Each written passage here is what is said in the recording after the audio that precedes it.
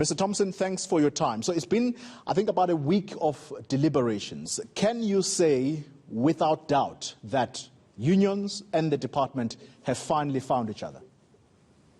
Well, good morning, Tole and the viewers. Let me indicate that we've been having a marathon of meetings with the Department of Basic Education and the National Teachers Union, together with other unions. We have tried our best to provide compelling reasons for the Minister to put before the Cabinet and the National Coronavirus Command Council. And we are very confident that we have given all the reasons that could make even the Cabinet itself to be confident, to align themselves with the position of the unions that is saying all the schools must be closed and we must give ourselves time to reorganize ourselves, because I believe that we took everything for granted.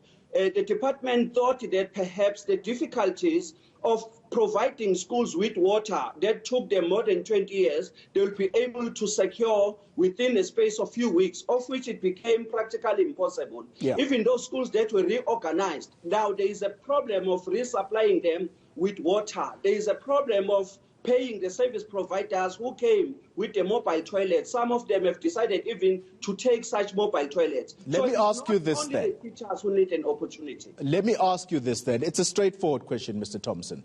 Yeah. Does the department agree with the closure of school? Is that what is likely to be announced? Well, I cannot speak on behalf of the department, but what is important is that we have provided the department with all the necessary reasons why it is prudent for them to consider closing the schools. And what was the reception? Yes. What was the reception? What was the body language of the department in that meeting? Do they agree?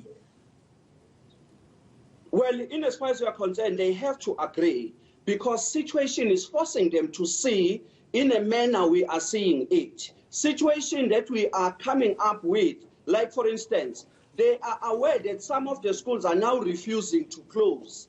If there is a reported case of coronavirus, they are trying to push harder to finish the curriculum, which is now working against the agreed upon standard operational measures, that if there is a case that has been reported, the first thing that must happen, that whoever that has been reported to have tested positive must give the department a list of people he or she has been in contact with so that they can leave the institution. So they are avoiding seeing teachers going out of the institution because they want to steam ahead teaching. And that is increasing the rate of infection and is putting the Department of Basic Education also under pressure, of which I believe they must consider closing the schools, because the situation is forcing them to consider that.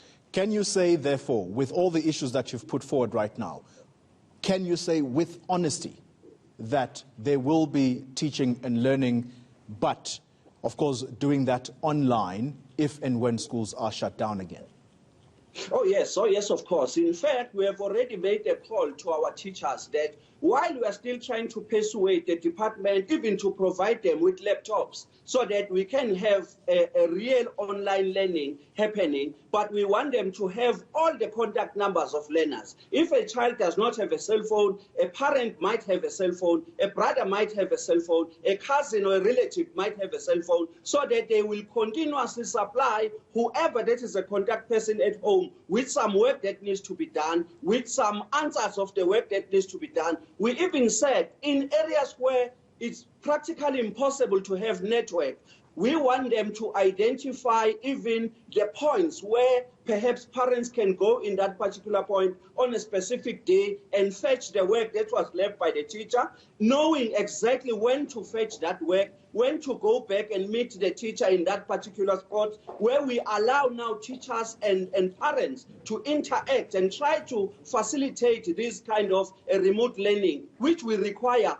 under this compelling environment where the spread of the virus is increasing astronomically. All right, Allan Thompson, let's leave it there for the moment.